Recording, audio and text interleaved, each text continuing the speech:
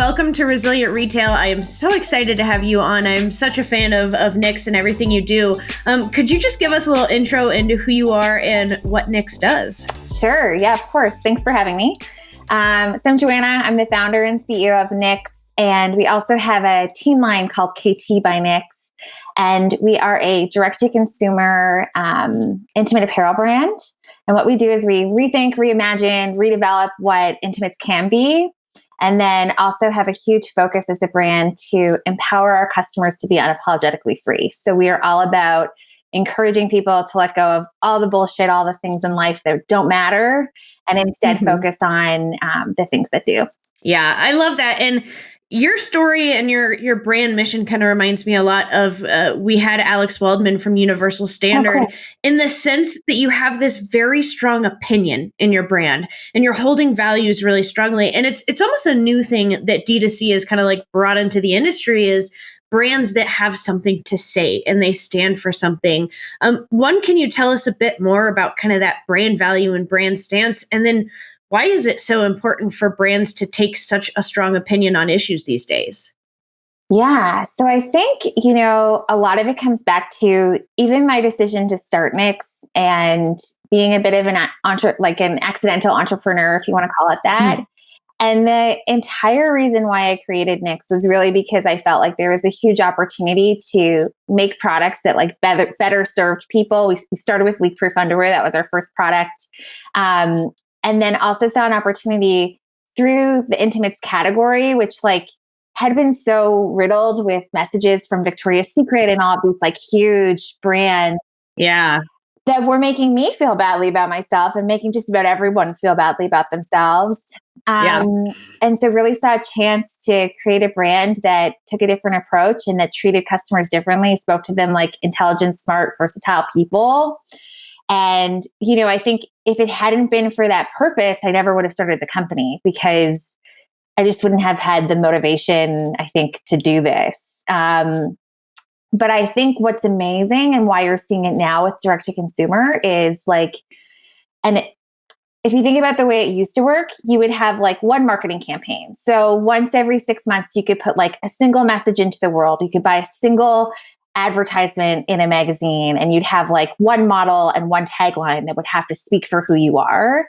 And now because of direct to consumer and being able to communicate and have this dialogue that's direct in social media where you're putting out hundreds of messages a day, you can actually stand up for so many different things and have a really strong opinion and have a really strong point of view and just own that and find that community and that customer base and that support network that really believes in what it is that you're doing.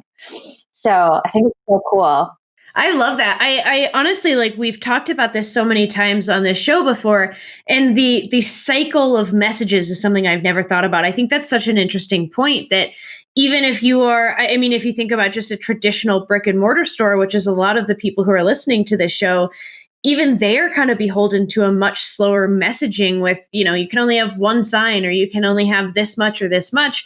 But the benefit of e-commerce is what you're saying, this kind of social commerce, where then you can say so much more about what you do and what you sell and what your products do, which I think just creates this huge opportunity to do things like you guys are doing.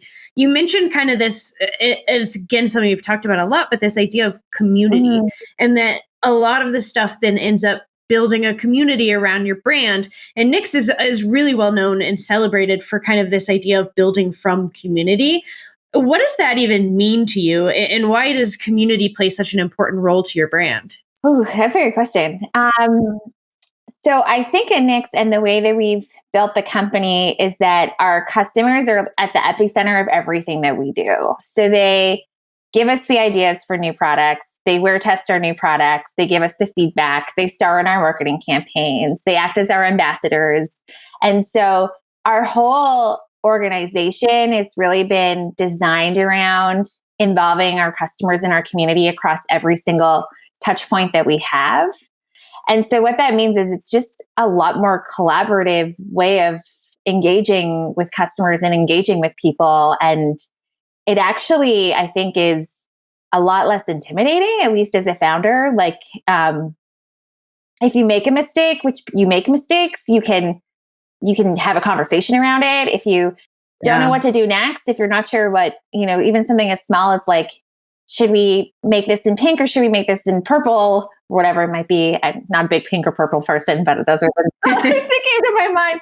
You can ask people, like, it's just, there's this dialogue that happens. And I think what's happened with Knix, at least, is that now we have this whole community of people that feel not only like they buy from the brand, but that they've had a role in shaping it. And they totally have, because they're the people that we put on the side of,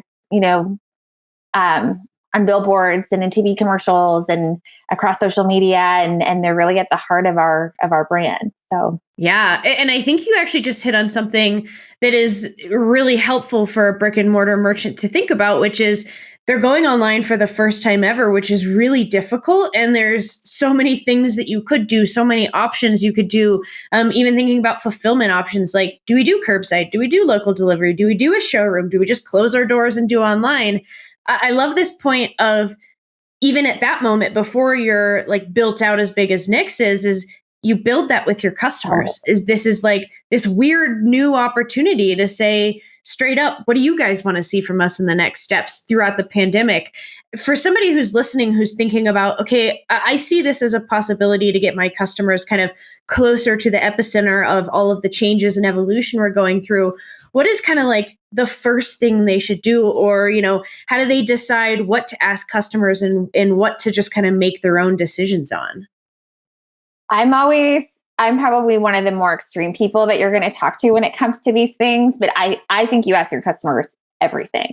And yeah, we're on the same page. I think that the whole reason you have a store is to serve a group of people. And the more that you understand them, the more you understand what they want and they need, the better you're going to serve them and the better your business is going to do. So I'm never shy about asking questions. And I would encourage any store owner to ask every question that you just asked, like, and dozens more, because ultimately you'll end up giving people what they want, which is a win. Yeah. And I mean, the pudding is in the proof. You guys have built from that kind of center of asking your customers throughout the whole journey. And like you said, now your customers aren't just buying the products, they're part of the brand, they're part of the story, which then leads to so many beautiful things and data points and money and all these great things. But really, it leads to a very successful business with happy customers and a happy founder, and everybody is happy and thriving in it.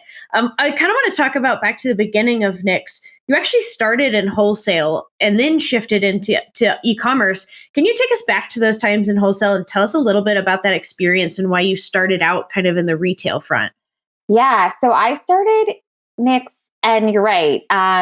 We kind of through a PR stunt got picked up by a major retail chain, and we were, I think, a team of 2.5 at the time. And there's only so much that you can do with that few people, right? And so all of our time and energy went into the wholesale channels. And I spent the first three years of Knix at trade shows and doing trunk shows. I think I went to every Equinox location across the United States and stood there and tried to sell people one pair of underwear at a time. Yeah. And that was the first 3 years. And, things were going well, but it wasn't moving as quickly as I necessarily would have wanted it to. And ultimately, what I found was that the more direct we were being in our marketing about being an inclusive brand and valuing diversity and valuing all different bodies and forms and people, the bigger the disconnect became through what we were saying and what customers were often experiencing in other people's stores in an environment that we had no control over. Mm-hmm. And so we did a Kickstarter campaign. Do people still do these? I think so. I always feel like that dates me. We did a Kickstarter campaign. I sold more in 30 days than I did in the first 3 years of Knix combined. Wow. Yeah. And I worked really hard on those 3 years. It wasn't like I was, sitting on my couch.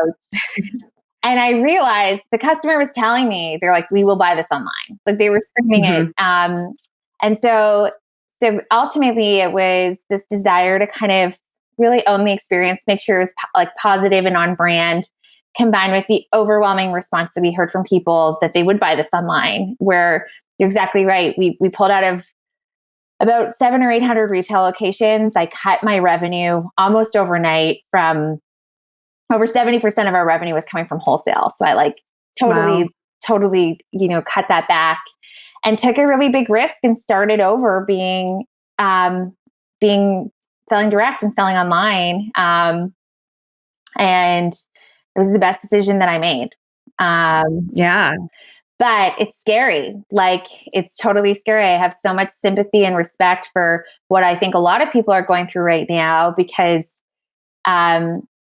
like things you mentioned, like, how are you going to fulfill orders? What's your site going to look like? Like, how do you respond to emails and customer service? Like, there are so many decisions that I don't think people totally understand that you have to make. And I guess if I had one piece of advice from what I know now is just start somewhere and you can always change your mind. Like if you pick a fulfillment center and you decide that you don't like them, you can switch fulfillment centers. If you pick whatever it might be, a template on Shopify and you decide later you want to fix it, welcome to the club. We've changed ours 1,500 times, So e-commerce is all about iterating. You do not have to have it perfect out of the gate. It's all about learning and getting better as you go. And so I think it can feel really overwhelming, but you really just start somewhere. Yeah, that's why I love that story so much, is because it's so parallel to what so many small business owners are going through right now, which is that like all of a sudden you're like, I got a day, I got a week, maybe a month to get all my stuff online. And even as someone who's been in e-commerce for, 4 or 5 years now, it's still so much. There's so much to think about. I think about, I don't know that I could start an online store in a day, and I've started a million fake ones. Yeah. Like it really does take so much. And I'm so glad you gave that advice of just get started, just do one thing. And then that one thing can go into the next. I think there's this big benefit of online that you're saying it's able to make changes quickly. So you can adjust really quickly and kind of test things out, which is a lot harder to do in a store. What was that experience like, just from a personal standpoint, for you to go through? Like you said, 70% of your revenue is in wholesale, and all of a sudden you're just flip-flopping it. Well, like, take us back to just kind of those first couple of weeks where you're making the shift. What kind of things did you learn? What were you going through during that period? Well, I had to start over from a team standpoint because the people that you need to build a wholesale business is really different from the people you need for an e-com business. So that really, really, really felt like I was 3 years in and starting at day one again. So that felt exciting and tiring, I think, at the same time. I felt a lot of guilt, which I don't know if people will be feeling now, but we had these wholesale partners that had been with us for multiple years in some cases and had really championed the brand and gone out of the limb. We had sales reps that had hit the pavement for us. And all of a sudden I was saying that we didn't need them or want them anymore. And so, some of those conversations went well and some of those conversations went very, very badly. And then I think more than anything, I was excited because I got into this because of that opportunity, like to connect and to have this impact. And it always felt a little bit numb when I was going through someone else. Like I was like at an arm's length. I couldn't get as much feedback as I wanted. I didn't really have a firm sense of what was going on. And so I think more than anything, I was just like excited. And I hope that somehow people are finding that excitement too, where they're getting a direct line of what people want and they're getting good feedback and they're working their way through it. But I actually found a screenshot of our first website like last week, and it looks terrible. Like it is so bad. It is so bad. I made it myself. Got to start somewhere. Yeah. So I just where you start is not where you finish, I think is the key thing. Mm-hmm. Yeah. And I love the point on it just brought you back to your core. Like even as scary and even hard and guilt-ridden you felt at some points, it was still just coming back to, okay, but actually here's the core of why I started my business, which is to connect to people and serve them this need that I see is not being met right now. And whether that's through wholesale or online or an owned retail store, there's always a way to evolve around that. And I think that's really important for merchants to remember, especially through 2020, is as you're trying to pivot, it can be really hard it feels like you're married to your idea, right? You put your heart and soul into something, and then to almost say, now I got to scrap it and start from day one again. But you still have kind of that core of what started it, which seems to be, if you can hold on to that, you can keep taking steps towards evolution without getting into like lost in the chaos of it. That's exactly it. I think our execution has changed, but the core has always been the same. And that's the way that I describe Knix constantly. I'm like, this is why we started it. These two things remain true. Everything else has changed 100 times over and will continue to change as we go. Yeah. And that's such good advice for thinking about even like scaling through growth and things like that, is you can do all these different executions so long that kind of the heart of it stays and maintains through everything. Now you guys actually have some storefronts, your own physical storefronts in Canada. Why did you decide to go, you went from wholesale, which had that retail aspect, into only online, and then back into retail, this time owning your entire store? Why did you go into that in the first place? And what was kind of the strategy there? So again, it really just came from listening to our customers. So bras are hard to buy online.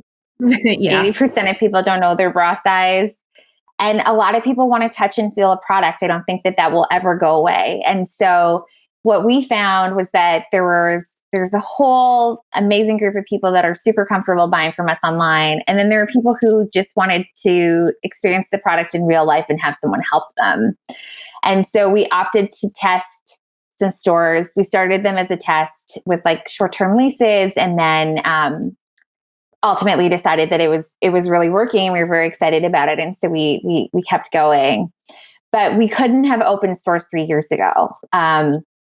We had to build out our assortment first. I mean, we could have, but a store with like one bra and like three styles of underwear is like very, very minimalistic, and we're not really like a minimal kind of brand. So it would have felt more like an art exhibit, I think, than anything else.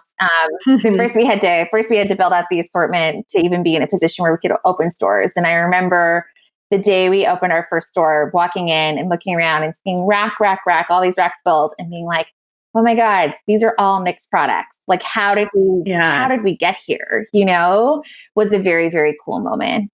Yeah. I can't even imagine that moment too, of this whole world was like in your head for so many years. And then you saw it kind of existing in other people's worlds.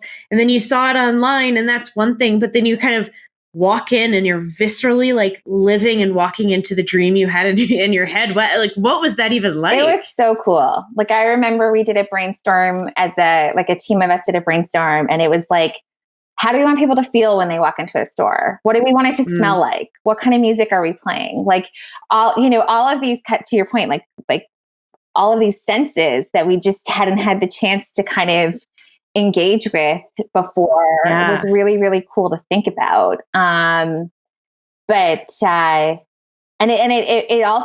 taught me a lot, to be honest. Like, even in terms of our approach to ecom, I learned a lot from our stores. In terms of like merchandising strategy, and I think for those who are making the transition from retail into ecom, you have a lot of learnings that you can definitely apply, which is very cool as well. Yeah, that's something that I've said a lot too on this show, is going from ecom to retail is you're doing this weird thing of then, we know what our brand looks like, but we don't really know all the other senses. We don't know how it feels like. We don't know how it smells. And then also, there is such different customer behavior in person, and you get so many things offline that you don't get online. Just the nuanced conversations, the way someone like picks at the shirt when they first put it on, all those little things that actually I think retail has a little bit of an advantage going online, is because they're almost going, we already know what the experience is like. Now we just have to package it into a visual thing online, which is by no doubt really difficult, but also there's so many things that you can learn and take online. I'm curious if you have any kind of standout memories of lessons that you learned, or anything that while you're in the store, you were like, whoa, I didn't even think of that. Yes. I'm just trying to think about what they are. I've learned so much as I've gone from channel to channel. I bet. So I specifically from going into retail, I think so much about merchandise. Like, so one thing that I learned is, especially now that we have like we have a team of developers and like our company's bigger. I was feeling like at times we were making all of these dev changes to just kind of make changes.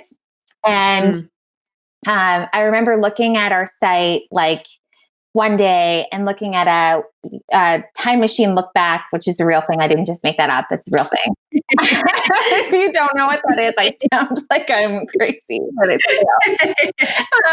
I was 6 months prior and it was like almost unrecognizable. And I shared with the team, I was like, think about how much energy and work just went into building this physical store, how much thought we put into every paint color, where every rack was going to be, like what's merchandise at the front versus the middle versus the back.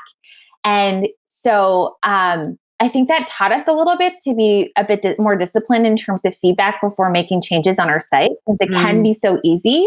You can totally flip everything every single day, but there's an intentionality around physical retail that I think we learned a lot from. And then I get store notes every single day from our team in the stores of like wins and misses. And so there's been so much great product feedback. There's been there's been a ton of things that we've learned from that experience. Yeah, I love that learning because it's one that I actually haven't heard, but you're right. It's so easy to keep fidgeting online. It's just to keep busy because you feel like you got to keep up with somebody else who's making all these changes. But you're right. In a store, everything is so thoughtful. And then it stays for a while before you maybe test a little tweak here and there. So I think it's a really good lesson of, it kind of balances what we were talking about earlier, is the benefit of e-commerce is that you can make these tweaks consistently, but the benefit of retail is that you learn to kind of make very thoughtful decisions and then stick with them. So there's this balance that you can find online of take what you know from retail, but also use the benefits of e-commerce, which I love how we just magically put together a nice little beautiful loop of the interview. It's the best when that happens. So I saw on your website today that you are actually doing virtual fittings now online. Can you explain a little bit how this works? Yeah. So this we started at the beginning of COVID. We really wanted to do whatever we could to keep our retail team members employed while our stores were shut. And so we piloted a virtual fit program. I'm so proud of our team because we went from an idea to over 1,000 appointments a month in 6 weeks time, which is like a lot. Yeah. And so, if you can imagine, it's basically a group of amazing humans who are in their homes, much like you could be one, Kristen, if you wanted to, with that great background. And we give them a rack and they have, our assortment. Thankfully, Intimates is really small, so it doesn't take up a ton of room in their apartments. And then you can book a virtual fit session and they'll, over video conference, help someone figure out their bra size, show them the assortment, talk them through preferences, and really help guide them into what the best size is and what the best product is for them. And so we piloted that in April, and now it's a big part of our company. Yeah. And how have customers responded to it? Are they liking it? Does it seem to lead to more purchases online? Yeah. So we're seeing about a 70 to 75 conversion rate from appointments in terms of purchase. Wow. So it's really high. And I think more than that, I never anticipated the responses that we're getting from people who are doing these sessions. Like we've had, it's just been so cool. Like we'll have dads who will come on with their daughters to buy period underwear because they're getting their first period, and we're part of that conversation to help them with something that could be really awkward. Do you know what I mean? Yeah. We've had, we had a partner the other week whose wife had a stroke, and so he was helping her pick out items because she couldn't go on the computer and do it herself. And also, I think people are just like, we're all really lonely right now. And so it's this connection point where what we're hearing from people is they're actually preferring it over an in real life fitting because it's almost more intimate, but without the awkwardness, if that makes sense. Yeah. So it's been beautiful. And I think, when I'm thinking about store owners that are like making this transition over to e-commerce and trying different things. That's why I say ask your customers, because they might want to book private appointments with you where you're on like FaceTime and you're taking them through the store and showing them items. Like you never know. You know what I mean? And we've been really surprised by virtual fits and just how interested people are on it and how much of a connection you can build over your computer. I love those stories because I feel like any woman can probably relate to that like awkward first bra fitting ever and like almost go back into your body in that time and like feel how uncomfortable that whole thing was. So I love that so much. I totally agree. I have like horror memories of a teenager getting a bra fitting and like just, and also like you feel forced to buy something because someone's like in your space and so I think it's definitely something within our category that's been really effective, and I think other categories probably too. For sure. So I was on this panel this morning and somebody asked me this question in the audience, and they said, because of the pandemic, are creative in-store experiences on pause? And I argued pretty heavily that no, if anything, they're getting even more creative because they have to, because you can't just close your doors and go fully online. I mean, some people can, but not everybody can just do that. So people are getting really creative with in-store experiences. I think I saw online that you're also doing some personal shopping in the stores right now, which I think is one of those extremely creative responses to COVID, because it, on face value, if you're looking at it, you're saying this can't be a profitable or scalable model to have one person in the store at a time. We're doing this very personal experience. But it is working for a lot of brands and it is so creative. Can you talk about that experience a little bit? Yeah, so it's a similar idea. It's basically like taking someone through the assortment, but instead of it being in an apartment, you do it in the store and you can kind of show the whole collection. And I love unscalable ideas. Like, I think when I first thought about virtual fits, I was like, this can't be scalable. But all of a sudden you're doing 1,000, 2,000 appointments a month and you're realizing that it can be like so I'm just a big fan in trying things that aren't scalable and then finding a way to make them be scalable. But yeah, I think just because someone can't physically come into a store, well, it's so different place to place. I guess we're based in Toronto, so we're on lockdown right now. So our Toronto store is actually closed. Doesn't mean that you can't make use of that space. And, next week we're hosting we're filming a bunch of stuff in the store, like Instagram lives and things like that. Like there's so many things that you can do with a space and still inviting people in just in a way that's virtual, not physical. Yeah. And it's still just so much about that experience is even the personal shopping, if it's just one person in and, there's some locations where retailers are allowed to have a certain number of people in, and it's such a creative way to still give them that really visceral, tangible brand experience in a safe way that is protecting your employees, which is protecting your consumers. And they're still getting that magic Knix experience of walking into the world. Yes, exactly. Even before COVID, we've had an appointment service within our stores. I totally know what you're talking about that now. And it just guarantees that you're going to get like the attention that you need. And then we can do some prep work before you come in. And that's been really popular for people, especially because what we found with our physical stores is that our fitting room is the biggest barrier. Like we were using basically like a restaurant app to notify people when their fitting room was free because we only had so many and you can only fit so many people. So I think like booking an appointment, knowing who you're going to be meeting with, having that person know a little bit about you before you get there just makes it feel like this concierge service style offering, which is actually really easy to roll out and operate. Yeah. And especially in the intimates kind of industry, like we were talking about those like awkward teenage experiences, like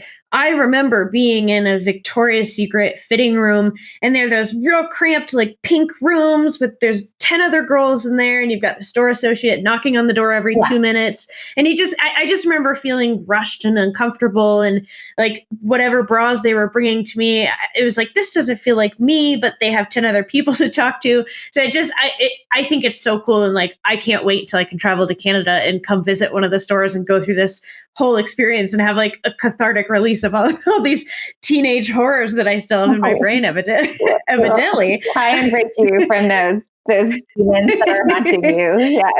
I like how our interview is almost turned into like a therapy No session for problem. teenage Kristen. We can get into periods next if you want. Whatever you perfect. Want. Tell me about when you leaked at school. Oh gosh, yes, I remember the first day. I was there yesterday. Exactly. So it's something else I find that you guys do really interesting, and especially it's so timely right now. We're coming out of one of the biggest sale seasons, if not the biggest Black Friday, Cyber Monday weekend, which is just everybody does sales, biggest sale of the whole year. But Knix actually does something else interesting with sales that I've actually not really seen any other D2C brand do, which are your online warehouse sales. Can you tell us about those? Yeah, so this was a COVID discovery for us as well. We had a physical warehouse sale planned. We'd booked the location, had been prepping for it for a long time. And I think it was slated for the first week of April. And then obviously when COVID hit, it wasn't going to be a reality. So we opted to push it online. The way that we do them is we build out a specific warehouse sales site using Shopify. So it feels like a very different brand experience than our regular site. And we just promote it through email and our social channels. And I did the first one in April. We did another one in November, first week of November, kind of trying to skip the Black Friday, Cyber Monday madness and all the advertising that goes around it. And we've had tremendous success with both of these sales. So really, the one that we did in November, I think we sold more in the first 10 minutes than we did on all of Black Friday. And Whoa. yeah. And they're up, they're down, they're live for a matter of hours. We don't spend $1 on paid marketing for them. So we actually, as a brand, make a lot more money and can offer better discounts as a result. And this was totally a COVID experiment that now has become a part of our strategy. Yeah. And I love the fact that you build out its own site too, because we talk a lot in D2C about how discounts can kind of devalue your brand if you do them too much.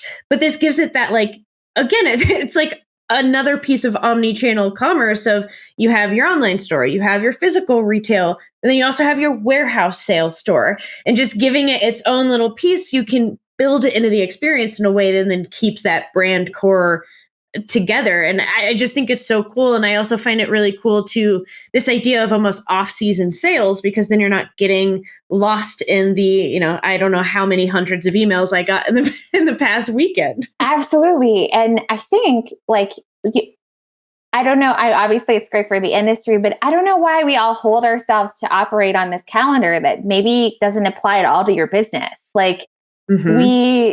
Some people gift underwear for the holidays, and that's great. And if you do, shopknix.com.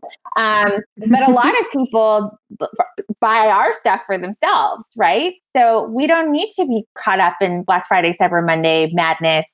We actually can operate on our own schedule at a time that works for us and works for our customers. And as you said, avoid that inbox overwhelming sort of inbound emails that we all got.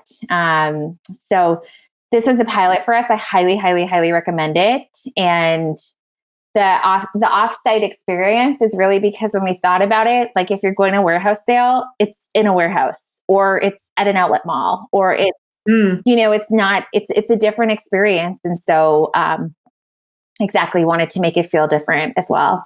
Yeah. And I just to bring it all around, I love that the heart of everything I feel like you talk about just again comes back around to because it's the best for our customers. Because yes, you could just go with what everybody else is doing because everybody else is doing Black Friday, Cyber Monday sales. Same with a lot of retailers. You look down the street and the person next to you is doing curbside pickup, but maybe you don't have a parking spot in front of your store and local delivery is the better option. Again, just with all of these possible things you could do, coming back to, but what's the best for my customers and what actually do they want? Which then brings us again back to ask your customers what they want. And try something, our April online warehouse sale, that was such an experiment. And we went into it saying, maybe no one's going to show up to this and we're never going to do it again. Or maybe it's going to surprise us. And it really, really blew our expectations. So people tell you when they like something. They show up with their messages and their dollars and their love and all the different things. So don't ignore the signs. Yes, just listen to them. Yeah. Well, you've already given so much good advice. So I feel like this question is almost repetitive, but if you had to give, one piece of advice or a message to an entrepreneur who is pivoting online right now, going through that scary process, what would it be? I think the first and most important thing is this isn't your fault. Like what is happening right now is not your fault. It's not because you weren't a great entrepreneur before and you didn't have a great business before. Like a lot of people just got dealt a really unfortunate hand. And so I think when you're starting over, when you're starting from scratch, having your head in a place that's optimistic and hopeful is so, so important. And so the most important thing I think, and I had to do this myself, I started over. I felt like I'd wasted 3 years of my life. You know what I mean? Mm-hmm. But I think it's reminding everyone that this isn't your fault. You didn't do anything wrong. You have a great business. You're a great founder, great entrepreneur. You can figure out this next chapter. And I think that that's probably the advice that I have is as much as you possibly can, try and remove the negative voices that are in your head right now because you didn't do anything to deserve this. Yeah. It's such a beautiful message of hope too. So obviously the show is called Resilient Retail, as is nicely neoned behind me in the scene. So last question that we ask all of our guests, what does resilience mean to you? I think it's getting up every day and defying even the days that you don't want to and kind of defying the odds. And I think the most important thing, I think resilience is the difference between successful people and unsuccessful people. Like the only reason why I'm successful is because I didn't quit. And that's because I've developed this resilience that over time has just gotten stronger and stronger. So I think it's continuing to believe in yourself, continuing to place bets, continuing to work hard in the face of everything working against you that's telling you not to. Yeah. And what a year to be resilient for sure. Everyone is resilient right now. Every entrepreneur is resilient right now. Yeah. So true. Well, Joanna, thank you so much for being on the show today. Such a great conversation and so much hopeful, inspirational and tactical advice for small business owners that are going through this right now. I really appreciate it. So my pleasure. Thanks for having me again.